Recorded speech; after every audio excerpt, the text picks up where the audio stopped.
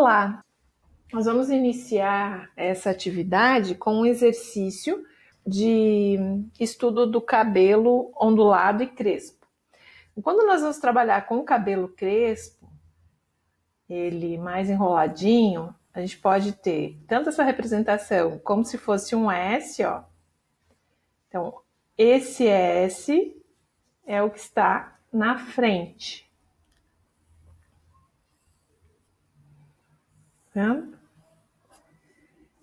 E essa partezinha aqui, entre os dois, é o que está atrás. Então, nós vamos sempre trabalhar a sombra das extremidades em direção ao centro.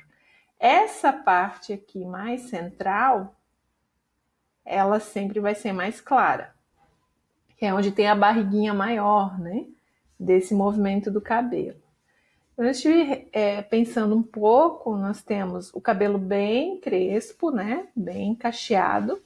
Aqui ele é um pouco mais solto, e aí a gente pode fazer esse exercício um pouco mais solto, esse S. E o ondulado. Então, quando a gente trabalha esses tipos de cabelo, é um exercício que eu acho bem interessante para a gente entender a tridimensionalidade, que normalmente esses cabelos mais crespos eles são um pouco mais complexos, é a gente trabalhar com a representação de cilindros, como se fosse um babyliss. Então, nós estamos trabalhando com formas geométricas. Você vai fazer um esboço, aqui eu estou fazendo um pouquinho mais forte para vocês visualizarem. E aí, um exercício bem bacana é a gente dividir esse cilindro em listras mais largas e mais finas. Então, eu vou fazer aqui, eu vou deixar um pedacinho e vou fazer essas listras mais finas. Essa listra mais fina vai ser o lado do cabelo que vai estar para frente. Vou deixar um espaço maior e vou fazer a outra listrinha com a mesma medida. Ó. Então, aqui lembrando que o cabelo vai estar em volta de um cilindro. Então, aqui a gente vai fazer a conexão desse primeiro traço com esse primeiro que está aqui embaixo. Então, aqui, ó, é a primeira voltinha do cacho. Então, eu vou conectar esse canto em diagonal com o próximo. Tá? Então, aqui ele fica clarinho, porque ele vai estar lá atrás do cilindro. E aqui ele conecta nessa direção.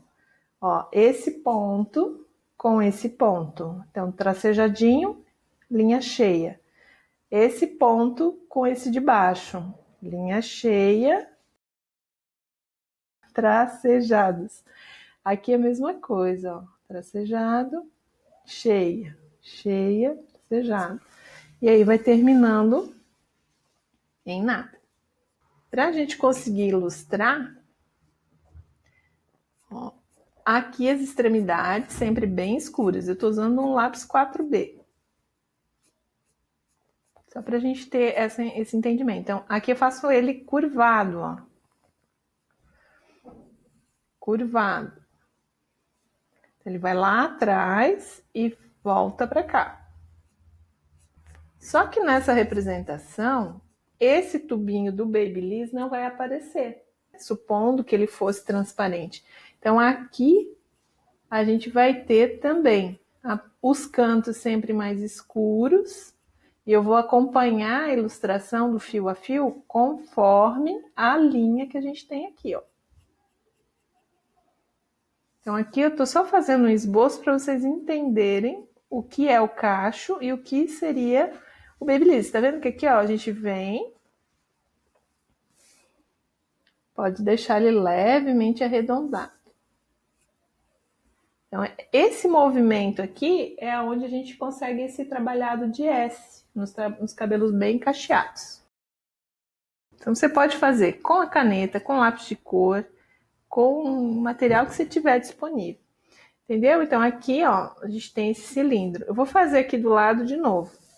Ó, o cilindro. Aqui a gente tem o cacho na frente, vou deixar um espacinho maior. Então, a gente já pode arredondar para não confundir, né? Vou fazer um com grafite e um com o lápis de cor, para vocês entenderem como que fica interessante esse trabalhado. E aí a gente conecta, ó, sempre em diagonal.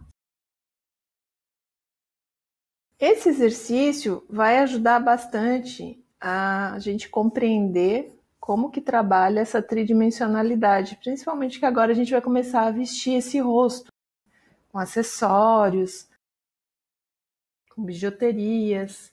Então, a parte da tridimensionalidade ela é bem importante. A gente sempre pode usar, então, estruturas geométricas. Eu vou estar apagando agora esse tubinho como se fosse do Babyliss.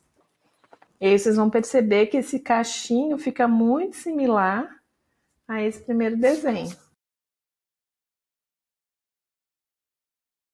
Vou tirar o excesso do grafite, pode ser com limpa-tipo ou com uma borracha, só para a gente conseguir entender que para ilustração sempre precisa ter ele bem limpinho. Então, sempre essa parte mais arredondada, né? Então, que ficaria mais ou menos nessa região, é onde a gente teria a luz. Então, eu vou aplicar essa luz na mesma área. Então, eu seguro o lápis um pouco mais distante, ó. Então, eu vou fazendo fio a fio, é uma mechinha. A gente também pode utilizar o essuminho para dar acabamento, caso a gente queira, né? Das extremidades, ó.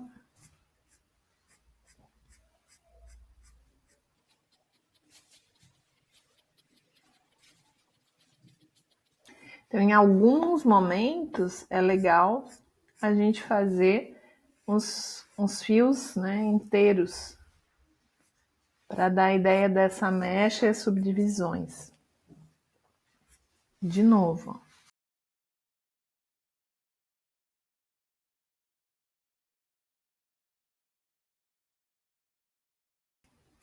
Então, sempre nas extremidades ele vai ser um pouco mais escuro. Da mesma maneira, né, essa conexão, ó, o cachinho ele vem frente e vai lá para trás. Então, aqui ele é mais escurinho ainda. Ele vai pegar uma parte de iluminação, bem aqui no meio, mas ele recebe menos luz do que essa parte da frente, sempre nas extremidades. E nos finaizinhos é importante a gente sempre dar essa arredondadinha aqui. Daí dá bem a ideia do rolinho do cabelo.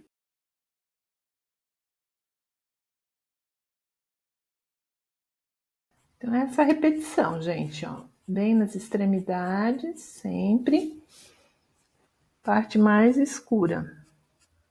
E é importante, né? Por exemplo, esse aqui, se fosse representação de um cabelo bem negro, bem escuro. É importante que nessa região aqui, onde ela não tem luz, né? Onde é a parte mais escura, a gente tome cuidado para que fique bem fechado esse começo. Você pode usar o grafite 2B e depois trabalhar com um 4B. Então, quando a gente vai arredondando, ele parece aquela cobertura de chantilly, né?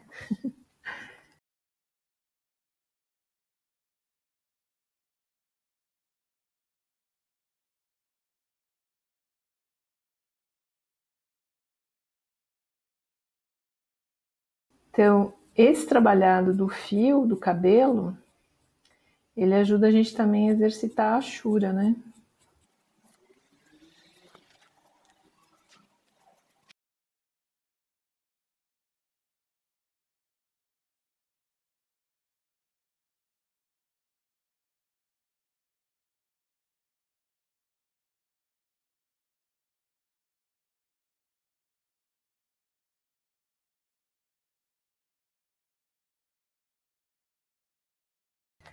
E para